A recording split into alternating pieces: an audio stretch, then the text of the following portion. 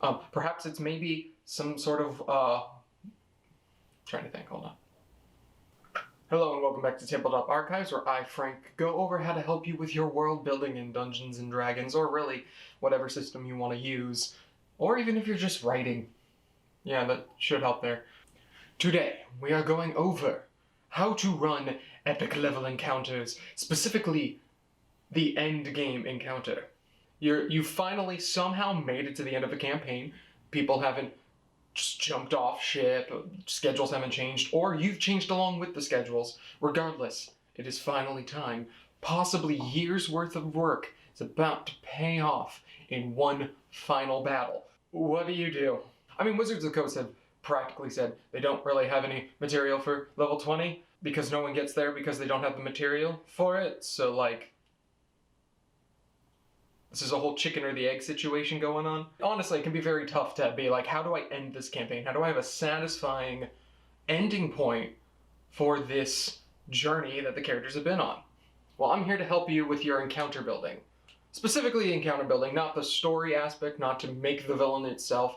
I would hope that you've already had ideas for that stuff. This is just to help with the final endgame battle. So we're gonna go over 3 tips that I used in my most recent campaign. We went from level 1 to 20 in the span of 3 years. And that was a lot of stuff happened. But with these 3 steps, you should be able to have an exciting encounter, a satisfying encounter, and a challenging one. The first tip I want to go over is that you should really have about several generals that the party are fighting alongside the big bad evil guy. Obviously, the point is to stop the BBEG. They are the villain. You want them destroyed or consecrated or whatever the plot says needs to happen. But if you only have them fight one individual, spoilers, the party's gonna win no problem. Like, no problem at all. So what helps is if you have generals, these little mini-bosses, if you will, also there with them. This allows the mini-bosses to be threats on their own fronts and possibly even split the party to where they have to fight each boss one-on-one. And normally these bosses are easy to fight with the whole party throwing all their weight at one of them. But if there's 5 of them, how do they figure that out when there's only 5 of the party members? It brings up for some interesting strategy. It brings up the fact do the players split and take one down, each of them, knowing that that's probably not going to work out? Do we all focus fire on one, knowing that the others are going to focus fire on one of our own? Do we just skip all of them and go straight for the BBEG? This is a strategy that your players will come up with. You don't have to. That's the best part of this stuff, is you just make a problem. You don't have to have the solution. I also recommend that if you're doing the generals route, if you can, have the generals be characters they're invested in. NPCs that they've either interacted with before, have defeated before, have seen pop up throughout the campaign. They still have to make sense for why they're working with the BBEG, but if they have a personal stake to them, it's going to make them much more likely to really care about destroying them. For example, in my campaign that recently ended, the BBEG was there in the first session. I need to really do a campaign story video about the campaign that just ended. But basically, he's been around the entire time, and he's been having small generals show up as these mini-bosses throughout the entire campaign. And when they kill one, they come back several sessions later, but undead. So the party has been building a rapport with these mini-bosses. They're like, oh, I know that guy, I know that guy, I know that guy. Several other bosses that they fought turned into these generals for the BBEG. And that made this personal attachment. One of the generals kidnapped 2 of the party members. There was no personal attachment there. Another one was just annoying. Sometimes that makes them want to kill just as much, if not more. But regardless, I definitely recommend having generals pop up that they know about. If you watch Critical Role, you would know that Matt Mercer intended to have the Briarwoods be generals during the Vecna fight at the end. But then the party killed them before that happened. So, I mean, you could also, if you want to make it a little bit more realistic, have it be a possibility that they could fight the generals along the way, and then if they defeat them and then fight the BBEG, maybe it makes the battle easier because they took the work in. You're welcome to do that too. I kind of did that with my campaign, and then they took a long rest, and then the undead generals came back because they waited too long. Regardless, the generals themselves, make them capable threats on their own, and then just have them fight the party alongside the BBEG.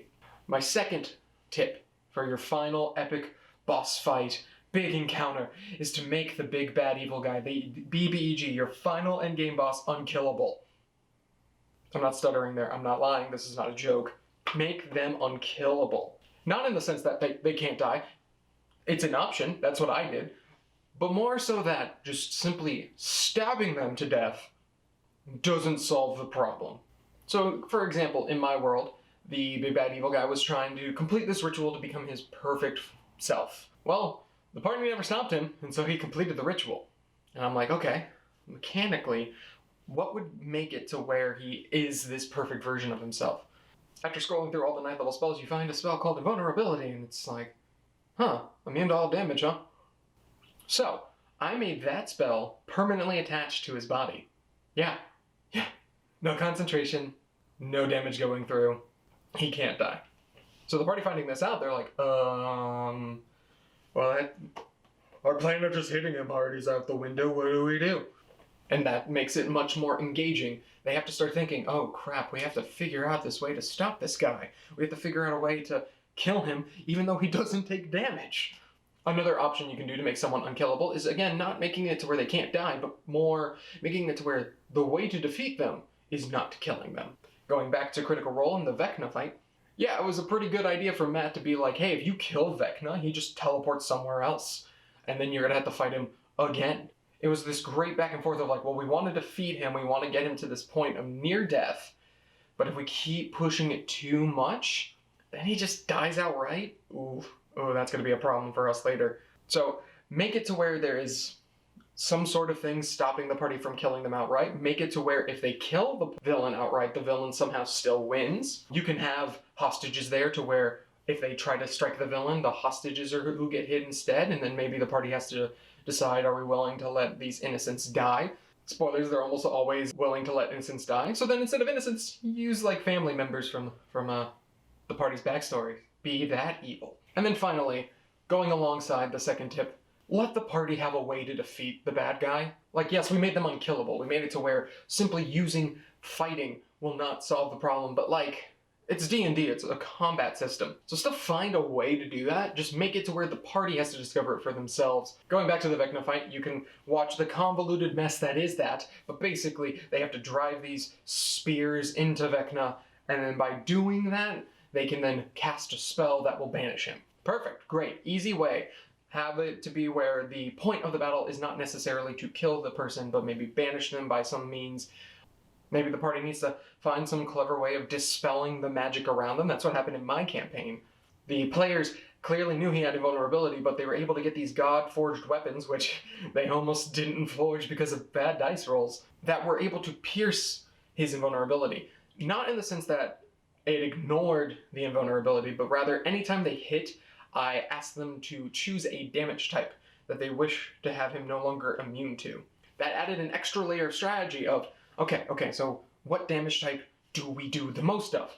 What damage type are we going to be able to hit him with the most that's going to cause him to die quicker so that we don't have to keep hitting him with these god weapons? By having the solution be something that the party has to earn and figure out, it, one, gives you enough of a buffer to where you can start planting in more interesting ideas for the encounter, and two, allows the party to feel like they really earned this win. Like if they show up, kill him, that's it. It's not as fulfilling as, oh, this guy knows our secrets, he knows how to defeat us, and we can't kill him. How are we going to stop him? How are we going to find this thing that can defeat him? Another way for my party to have completely stopped Ormid is if they had collected the Rod of 7 Parts. That was a huge part of the final arc of the campaign, was they were fighting the villain to collect the Rods of 7 Parts. They didn't collect them all. The villains kept getting them all, and then they got them all. And then that became the new spot, was to stop the villain from casting Wish using the Rod of 7 Parts. But if they cast it instead, they could have simply cast Wish and made it to where the BBEG, they didn't have to fight him. Is it anticlimactic? Sure. But to get to that point, it would have had to have been earned. They would have had to have fights with several of the generals, several different entities and big powerful threats, including ancient dragons and pit fiends and so much more, just to get to a point where they can use the rod. Now, you might notice that most of these tips, they're going to be difficult in some ways because it's going to require you to do a lot of planning before the final battle. To which I say, you're more than likely already planning things far out in advance. This would be just the final arc, the final stretch of things leading up to the final battle. But ultimately, that is what we want, that is what we want to do, is to get to that point. If D&D is meant to be an adventure, a journey, build up to the final point. Build another journey to get there. Anyway, that's the video. If you have any tips for high-level encounters, epic-level encounters, final encounters, please post them below. Please subscribe. We've actually been getting some more traction lately, so that's really cool. Tell your friends about us. Continue to watch the videos. There's going to be one recommended somewhere below me. And hopefully you enjoy this stuff, and we'll see you next time.